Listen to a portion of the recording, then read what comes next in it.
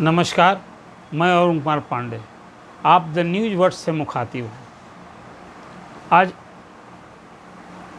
बिहार के दफादार चौकीदार जो पिछले सप्ताह भर से आंदोलन पर थे, उनकी समस्या को लेकर, उनकी मांग को लेकर आपसे मुखातिब हूँ।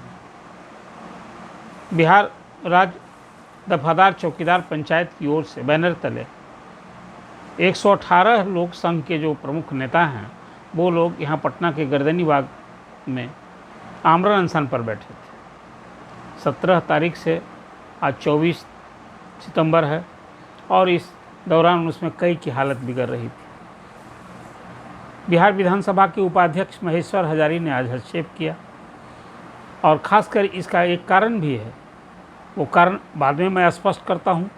लेकिन कौन लोग प्रमुख नेता थे जो लोग आमरण अनशन पर बैठे थे, उसमें इस पंचायत के जुड़े महासचिव, राष्ट्रीय महासचिव डॉक्टर संत श्री,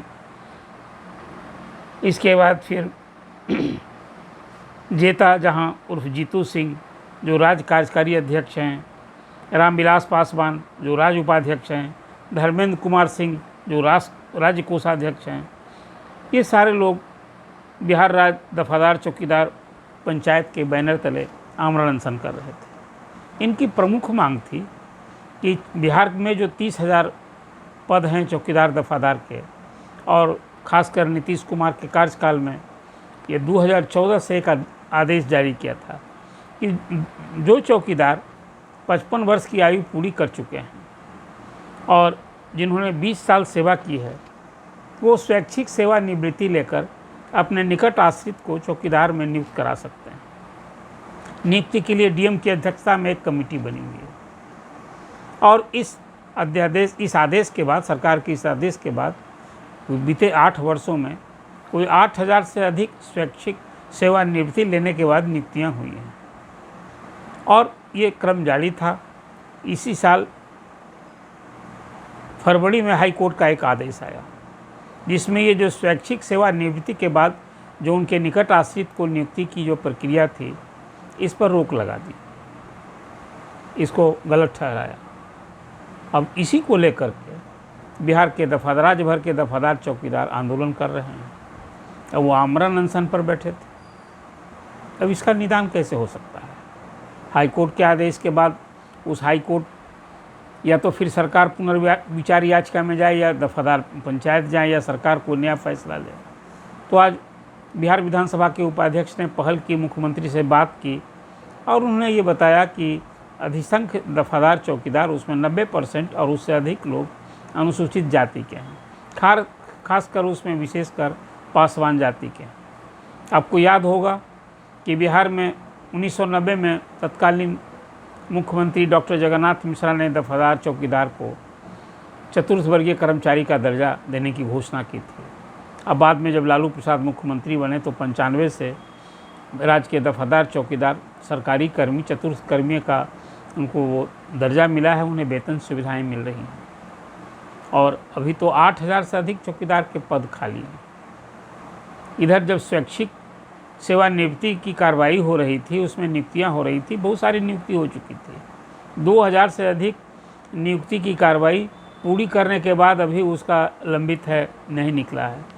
और ये हाई कोर्ट में आदेश के बाद जो फरवरी में आदेश आया है, उसे 500 से अधिक लोग बर्खास्त किए गए हैं उस हाई कोर्ट के आदेश के हवाले। इसके कारण राज्य भर के चौकीदार दफादारों में कोहराम मचा हुआ है और इसी को लेकर के आज जब जाकर के महेश्वर हजारी ने सबको जूस पिलाया और जैसा कि विधानसभा के उपाध्यक्ष ने बताया कि ये उनकी मांग बहुत न्यायोचित है और ये एक कहीं ना कहीं दलित वर्ग के जो लोग अपना जान जोखिम में डालकर चौकीदारी करते हैं, अब उनके साथ सरकार को कहीं ना कहीं एक सहानुभूति का भाव और मानवता का भाव रखते हुए उनकी समस्या के निदान के लिए कुछ न कुछ करना होगा।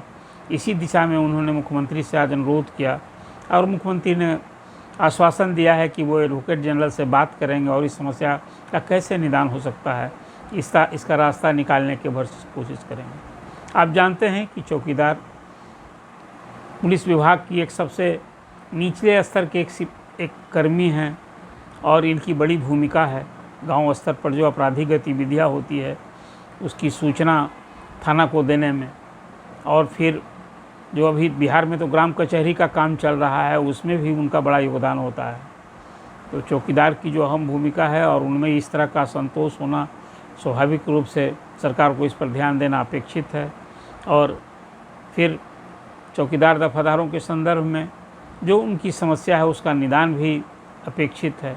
हमें लगता है कि मुख्यमंत्री ने जो भरोसा दिलाया है इसी के आलोक में आज आमरण अनशन तो इन लोगों ने वापस कर लिया है, लेकिन पंचायत के कोषाध्यक्ष धर्मेंद्र सिंह का कहना था कि वर्तमान मुख्यमंत्री से उन्हें भरोसा है कि उन्हें न्याय मिलेगा और उनके हित में कोई न कोई पहल होगी, इसलिए कि इसमें कोई किसी का फेवरिंग नहीं था। अभी मैट्रिक अब तो हो गया है, सरकार ने कर दिया है कि चौकीदार के लिए भी शैक्षणिक योग्यता मैट्रिक कर दी है, और उसके बाद जो सरकारी नौकरी के लिए जो न्यूनतम आयु सीमा समूह के लिए निर्धारित है या अधिकतम सीमा, उसी के अनुरूप नियुक्तियाँ होती हैं।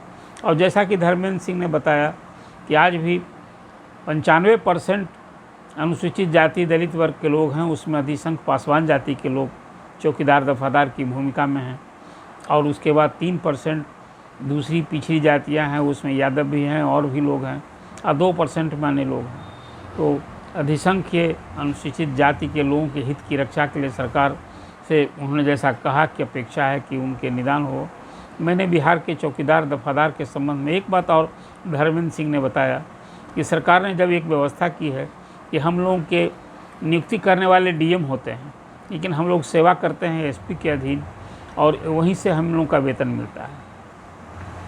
अब इधर जो उनके कुछ सेवा संबंधी मामले होते हैं उसके निष्पादन में थोड़ी कठिनाई भी परेशानी भी उन्होंने बताई। तो चौकीदार दफादार के संदर्भ में सरकार को इस पर ध्यान देना चाहिए। और आज जो आमरण अनशन समाप्त हुआ है, आगे फिर चौकीदार दफादार को फिर आंदोलन करने की नौबत न आए, इस पर सरकार को हस्तक्षेप करना चाहिए। इस संदर्भ में चौकीदार दफादार की जो समस्या है वो मैंने आपके सामने चर्चा की है। आप अपना कमेंट दें, चौकीदारों दफादारों के हित में आखिर सरकार को क्या करना चाहिए।